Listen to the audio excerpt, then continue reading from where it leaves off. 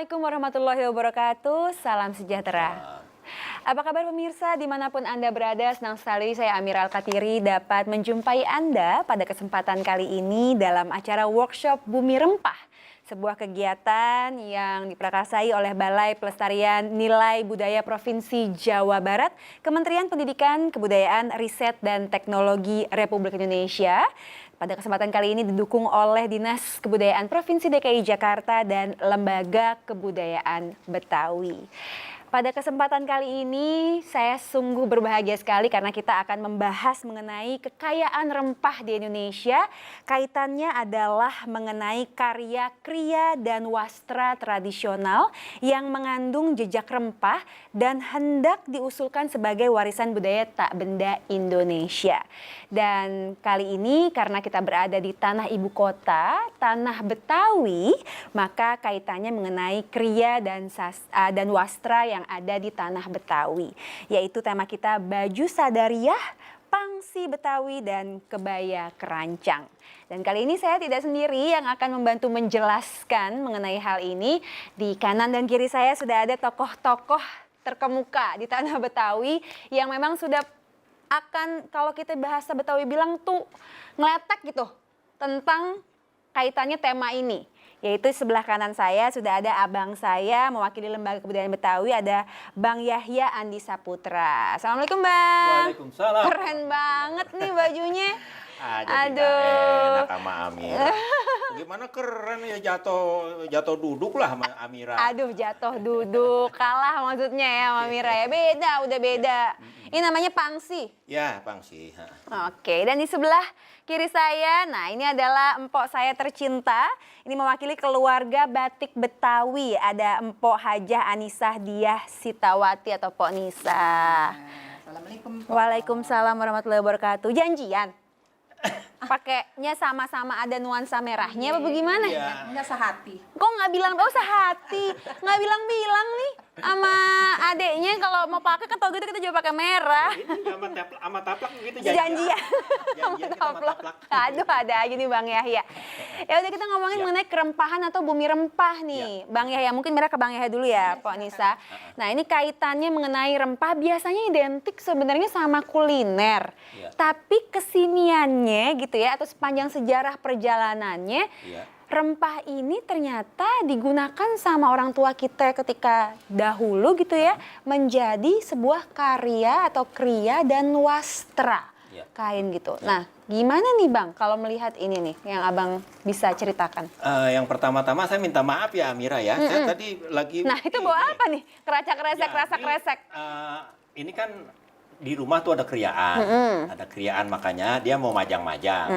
Tadi kita udah di rumah udah bikin ini kembang kelapek, Ini kembang kelapek. kemudian juga ada lampion. Iya. Nah ini saya bikin rantai-rantai. Namanya Jadi rantai-rantai. nanti ini kalau udah jadi, kita memang sengaja bikin dari kertas minyak. Kertas Jadi minyak. kertas minyak merah, kertas minyak putih, hijau. Nanti kita kelat-kelatuk sono. Jadi dulu tuh kalau kita punya anak ya Amira ya, misalnya dia mau Yarah tuh ulang tahun ya, dia mau milad, kita pasang nih dari pojok sono rumah kita di atasnya ada balon, jadi rantai. Lampion ya, ada lampion. Ya, ada lampionnya, Ada lampionnya. rantai-rantai itu salah satu jenis kriya di Betawi. Memang di samping ada kriya lain itu, misalnya kita bikin anyaman, kalau orang Betawi bilang nganam. Anyaman, apakah itu tiker, apakah itu tudung leang, apakah itu tudung yang topi macam-macam, kita anam segala macam. Nah itu jadi menjadi kemampuan kita memang untuk memperindah ruangan.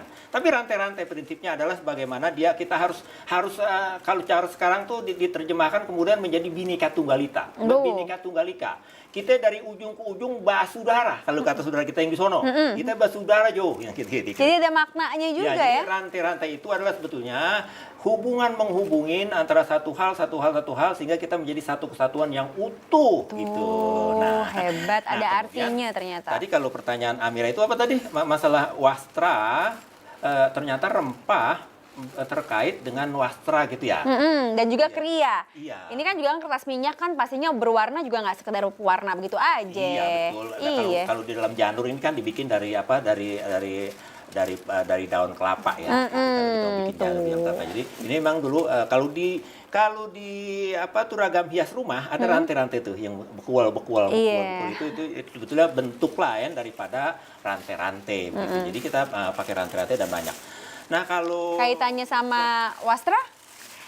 Kalau kok bisa akhirnya rempah itu menjadi suatu hal yang indah dan diuntai menjadi kain-kain gitu. Gimana tuh Bang Yahya? Wastra itu kan apa ya? Wastra itu kan seni membikin bisa batik. Batik menjadi indah, cakep dan memiliki makna-makna tertentu.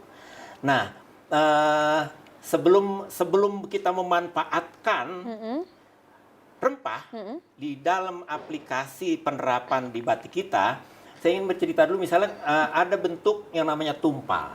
Tumpal, betul. Nah, tumpal kalau motifnya lancip. Nah, Bu gitu. Anissa tuh ada bentuk tumpal. Di kain, nah, iya. Itu dia diturunkan dalam bentuk di batik. Tetapi di rumah dia menjadi gigi balang. Gigi balang, benar. Iya, tumpal tuh lancip ya lancip. gitu. Jadi sebetulnya tumpal itu adalah pertama itu diambil dari bentuk gunung segitiga. Jadi kalau segitiga yang pertama itu ini manusia. Segitiga yang di sini bawahnya ini adalah alam, setan, jin, tumbuhan, binatang, segala macam. Nah, ini yang maha kuasa Allah Subhanahu wa taala. Jadi sebetulnya ini dengan manusia jin, dengan setan, dengan jin dan tumbuhan setan, itu berbaik-baikan. Iya. Kemudian kenapa ini manusia, Ibu Anissa paham betul ya, dia misalnya orang yang mau ngerawat pengantin. Iya. Ini kan dia pasti tahu tukang piara itu dia tahu makna daun sirih. Dia tahu makna rempah-rempah lainnya untuk mempercakep body, untuk memperindah air muka, untuk bagaimana rambut. Iya, ada maknanya, kecantikan.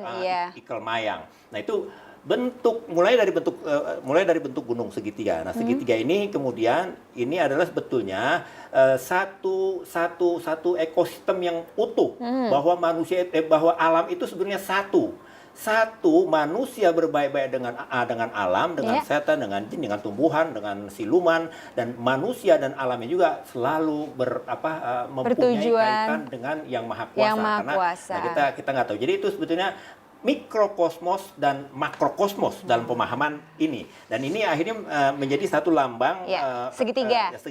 Segitiga di dalam prinsip kita orang Betawi itu yang penting bentuknya segitiga. Lu mau madep ke bawah kayak model gigi balang, mau ke samping kayak motif tumpal, segala macam itu, itu satu kesatuan bahwa manusia, alam sekitarnya tidak lepas dari satu kesatuan bahwa Allah Subhanahu Wa Taala. Kalau cara sekarang kalau dulu kan ada Dewi Sri, ada Dewi Ayu, sekarang itu jadi seperti itu. Kemudian tumpal untuk memperindah di dalam wastra kita, untuk memperindah. Kan kalau bentuk tumpal dipindahin ke prima, primus, kemudian ATBM gitu ya. Itu kan bahan-bahan itu. Nah, itu kan harus prinsipnya memunculkan keindahan. Maka warna-warna itulah kemudian yang merupakan warna alam. Awalnya warna alam kita itu, nah itu diambil dari jenis tumbuh-tumbuhan, termasuk di dalamnya juga ada jenis-jenis yang kita manfaatkan untuk rempah-rempah itu. Secang misalnya itu menjadi warna merah. Kemudian yang lainnya cengkeh juga untuk warna hitam, dan segala macam dan segala. Biru itu kita bisa dapat dari warna-warna warna-warna tumbuhan. Ada kembang, kembang telang. Kembang telang dan segala macam. Jadi memang sangat terkait ya, kalau di dalam ilmu yang kita pelajarin dari gurunya Bu Po Amira Al-Katiri itu, ada kan peraturan undang-undang pemerintah itu ya, peraturan nomor 5 tahun 2017 itu tentang undang-undang pemajuan kebudayaan. Jadi ada satu ekosistem. Apa yang Ibu Anissa pakai, apa yang Amira pakai, dia nggak bisa tiba-tiba jadi begitu aja. Semuanya ada silsilahnya, ada awalnya. Jadi satu ekosistem yang utuh sehingga menjadilah dia. Nah, itulah seperti kemudian kita karena begitu dekat dengan alam kita dan kita tahu manfaat tumbuh-tumbuhan yang ada di sekitar kita, maka menjadilah dia keindahan biru, coklat, Baik. merah dan segala macam dan itu Oke. dari tumbuh-tumbuhan kita. Baik, Begitu, itu ternyata indah sekali ya. Kalau saya lihat-lihat juga, Po Anissa, kita sekarang ngomongin nih mengenai kalau tadi Bang Yahya sudah jelasin ya, ternyata ada makna dari segitiga itu sendiri, lalu ada dari penjelasan Kria nih ya, simpul rantai ini juga ada maknanya, kebersatuan, Bhinneka Tunggal Ika. Nah, sekarang kita ngomongin makna yang lainnya nih, Po Nisa. Saya jadi ingat juga nih, kalau none itu selain baju none, ada baju encim yang saya pakai, ada bunga kembang kol ya namanya, apa kembang apa sih, Po, yang kalau di kain tuh? Buketan. Oh, buketan. Buketannya itu juga kalau saya lihat-lihat juga bentuknya segitiga loh, Bang. Iya. Karena Iya, bunga segitiga. paling atas terus dirangkai ke bawah bentuk segitiga. Itu kesatuan yang indah sekali yang ternyata nggak semua orang ngerti ya, Po ya. Nah, selain dari segitiga makna yang indah itu, ternyata ada lagi makna-makna lainnya ya, Po. Sampai kalau di baju, coba kita mulai dari baju Sadariyah sendiri deh, Iya, Po. baju Sadariyah. Itu gimana tuh, Po, maknanya? Kalau baju Sadariyah kan tuh biasanya kalau orang dulu suka buat sholat ya. Sholat, iya. Nah, ada dua macam nih baju Sadariyah nih. Ada yang buat hari-hari, ada yang resmi juga. Jadi Yang membedakan? Yang bedain kalau hari-hari kita biasanya pakai celana batik. Celana batik. Terus pakai baju koko, kita bilang baju koko. Pakai baju koko. Dan terus pakai Kain, iya, kain sarung. Kain sarung. Iya, Ya, nyebutnya. kain sarung plekat. Sarung plekat namanya. Nah, kayak Bang Yahya gitu. Sarungnya ini ya. Kayak Ya, gitu, sarung plekat. sarung plekat. Terus pakai kopiah deh. Nah, terus tuh fungsinya juga ada tuh kalau sarung ya Bang ya. Bisa juga buat berantem katanya, Iya. buat Nyabet ya, Bang? Jadi- Buat apa nyabet? Buat apa? Nyabet, buat senjata, buat nangkis, iya. buat kalau kita lagi di tengah jalan kita jadiin dia sebagai Sajadah. sajadah. Kalau celana kita kena kencing gitu kita dijadiin sarung gitu ya. Ya Allah, maknanya luar biasa. Maknanya banyak. Iya. Nah, kalau yang tadi hari-hari kan tadi yang pakai batik. Nah, sekarang ada kalau yang resmi dia pakai celana pantalan tanah yang hitam ya? hitam. Terus pakainya baju koko juga, tetap pakai baju sarung, tapi pakai sepatu pantofel. Pakai sepatu pantofel. Yang membedakan koko kita Sadariyah dengan koko-koko pada umumnya apa? Nah, kalau koko Betawi itu ada khasnya, dia potongan tangannya di sini di bawah. Pertama, potongan tangannya di bawah, yang artinya Yang artinya rendah rendah hati. rendah hati. Iya, Oh, betul. tidak sombong. Jadi turun ke bawah. Berapa sentinya, ada ukurannya nggak sih, Po? Ya kira-kira ada 1 jengkal lah. 1 jengkal. Oke, sekitar 10 cm 10 cm. 10 sampai 15 ya. 10 sampai 15 cm turun ke bawah. Biasanya kan di sini nih. Ini turun ke bawah. Iya, jadi di sini Oh, baik. dia ketiaknya ada potongannya, jadi Ketiaknya ada potongannya. supaya dia nggak sempit. Ya. Oh, segitiga. Iya, biar nggak sempit. Itu yang membedakan. Wah, luar biasa sekali. Lalu ada kantong ya? Kantongnya di Kantongnya bawah. harus di bawah, bukan di atas. Baik. Dan kalau kain batiknya itu sendiri, kalau buat hari-hari pun ada harus tertentu juga nggak batik apa Kalau gitu? batiknya sih bebas ya Bang Yaya. Bebas. Bebas, Nah, masih karena bebas. selera dia deh. Oke, itu abang ini baju Sadariyah. Nah, sekarang yang saya paling demen ngomongin soal nonenya gitu. Yang dikenal dengan baju kerancang. Nah, baju kerancang none ini ada kaitannya juga nggak nih? Maksudnya maknanya seperti apa? Dengan rempah yang ada di Indonesia atau bumi rempah kita ini juga kain-kainnya juga menggunakan kerempahan juga ya. Betul, pakai rempah Nah, juga. terus maknanya apa nih, Po? Baju kerancang untuk none ini. Nah, Ini termasuk nggak? Termasuk nih. Termasuk baju ya? kerancang. Jadi kan kalau baju kerancang itu kenapa sih dibilang kerancang? Karena ini, ada bordiran bolong-bolongnya. Nah, ini dia nih. Nah, iya tuh. Ada Iya, bolong-bolongnya. tangannya juga ada Kalau bolongnya. nggak bolong dia nggak kerancang namanya. Baik, karena berarti identik sama yang kerancang. Karena ada juga yang pakai baju-baju yang dibilang baju encim tuh, tapi nggak bolong, namanya bukan kerancang. Nah, kalau baju encim kan ada yang dia di apa tuh Kancing. di balang di Balang, gitu. Jadi nggak selalu di kerancang. Jadi kalau orang zaman dulu tuh ada yang pendek banget terus tapi dia cuma dibikin apa tuh Bordir. Tulis bordirannya aja. di balang. Baik. Lalu ada maknanya tersendiri nggak, Po?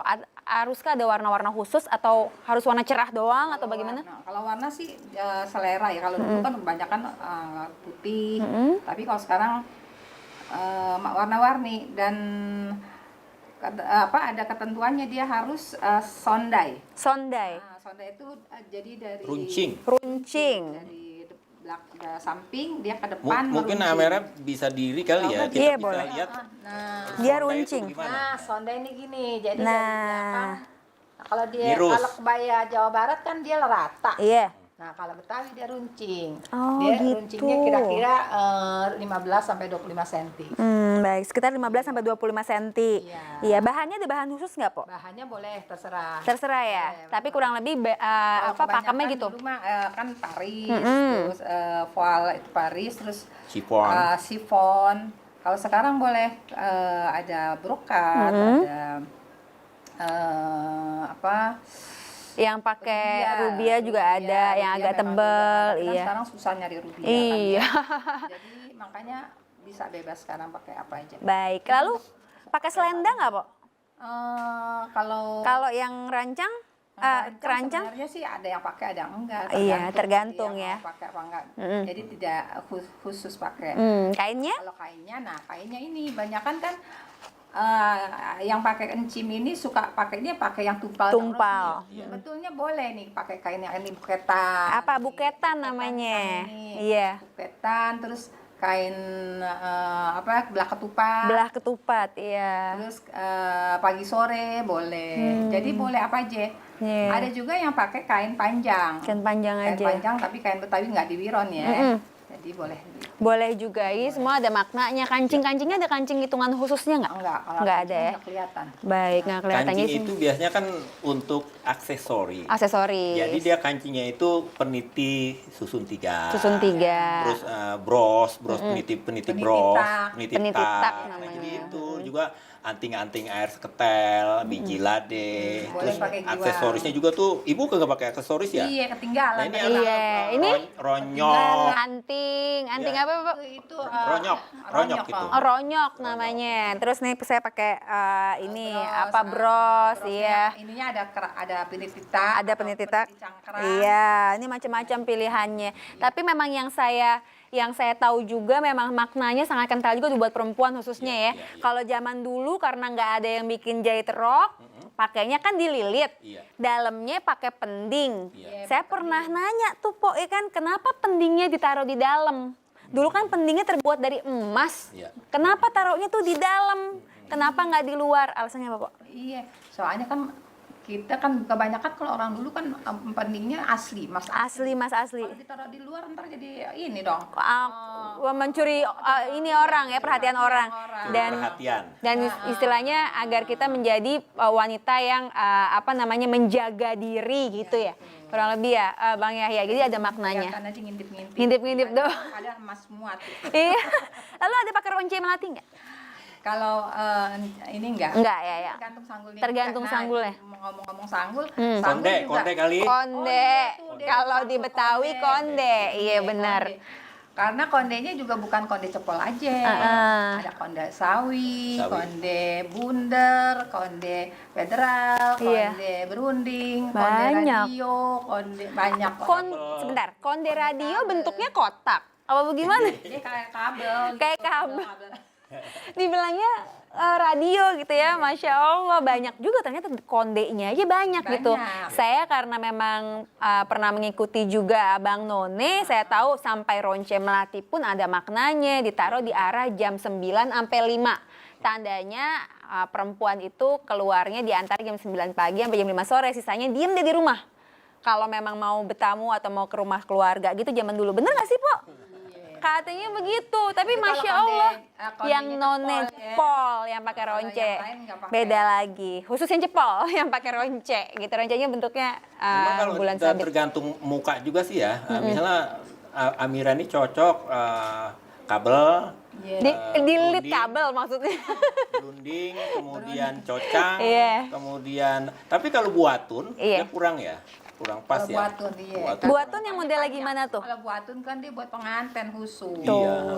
Oh iya, satu lagi tuh yang untuk dipakai apa tuh tukang apa sinden itu kan ada tuh yang gede tuh belakang Iya, tuh. iya. Tuh, Konde namanya bunder. ya konde bunder itu konde Iya, bunder. konde bundar. Masya Allah deh, jadi ke konde dari ngomongin baju nih kemana. Jadi kita saking serunya nih ya. Memang begitu. Iya, Amira. kebersatuan. Karena itu perempuan itu kan dia perempuan itu keindahan ya. Iya. Jadi memang kalau kita melihat dia kita kesel, itu berarti ada sesuatu yang kurang. Kayak ada yang kurang Berarti gitu.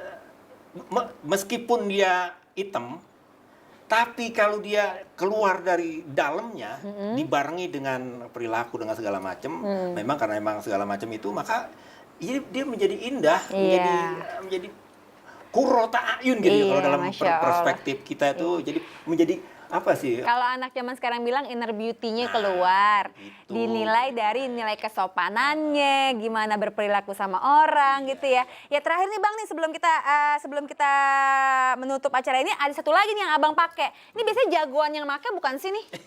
Pangsi.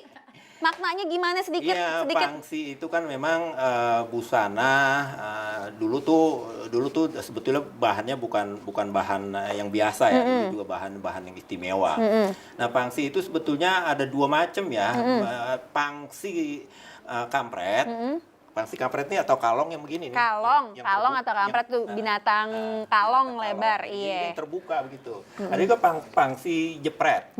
Jadi dia tertutup, di sini ada kancingnya 3. Oh, saya pernah kalau lihat. pangsi ini kalong, dia pakai kopelnya, pakai kopelnya di sini. Jadi kalau dia pangsi jepret, bukan kampret, dia dipindahin itunya kopelnya di sini. Jadi begini. Dan kalau centeng memang pakainya begini. Ini ikat kepala, itu kita punya macam-macam ikat kepala. Kalau di saudara-saudara kita di Jawa Barat, Pasundan itu kan ada kita kira-kira 20-30 macam ikat gitu ya. Ini kita juga ada. Yang dipakai none abang kita tuh kan liskol. Iya. Liskol. Kemudian Ada lagi tuh liskol. berarak semplak, ada jengger ayam, ada tendet. Yang Abang pakai sekarang? Ini saya tadi saya makanya nggak ini ya, nggak pakai kaca, nggak kelihatan. Saya maksudnya tadi mau jengger ayam. Jengger ayam, kelihatan kok ada jenggernya dikit. Niatnya mau jengger ayam tapi nggak bisa. Apakah ini jadi berarak semplak apa jadi jengger ayam? Jangan diacak-acak malah jadi kain kayak kerudung nanti. Ya udah deh Bang, kurang lebih seperti itu. Berarak semplak begitu. Jadi kira-kira begitulah, dan ini semua memang muncul dari arena para jawara zaman dulu. Cerita si Mirah, cerita si Pitung, semuanya cerita ada si Jampang pangsi. itu memang dia diceritakan menggunakan si Jampang. Baik. Atau si Murtado. Itu dia dalam dalam kesehariannya dia senantiasa pakai busana yang seperti ini ya. Busana yang seperti ini. Baik. Jadi dulu sih warnanya cuma hitam. Kalau sekarang kan waduh, boleh merah, macam-macam, ada biru, iya. ada segala macam begitu, Po Amire. Baik, tapi memang kalau ngomongin masalah namanya kalau dua ya, ada kriya, ada wastra, nggak habis-habis nih. Iya. Tapi memang karena waktunya pun terbatas, kalau memang pengen tahu lebih lanjut, khususnya mengenai busana-busana Betawi, bisa datang ke LKB. Bisa. Lembaga Kebudayaan Betawi, di Gedungnya Ageng Serang, lantai 4, Jakarta. Ya, cari aja langsung. Jakarta mana nih, Selatan ya Bang? Jakarta Selatan. Betul banget, Jakarta Selatan. Baik, karena memang sudah harus disudahi, terima kasih Po Anissa. Terima kasih juga Abang. Dan pastinya nih buat Abang Po, cancinya Babe semuanya. Kalau jadi orang, jangan demen marah. Kalau bisa kita selalu jaga berbahasa. Nyok, sama-sama kita jaga warisan sejarah, karena itu jati diri bangsa. Gitu, harus dijaga. Kita doain sama-sama yang kita bahas kali ini betul-betul menjadi warisan budaya tak benda khusus Indonesia yang punya ya. Terima kasih buat pemirsa yang sudah menyaksikan. Jangan lupa terus lestarikan budaya kita ya. Wassalamualaikum warahmatullahi wabarakatuh. Waalaikumsalam warahmatullahi wabarakatuh.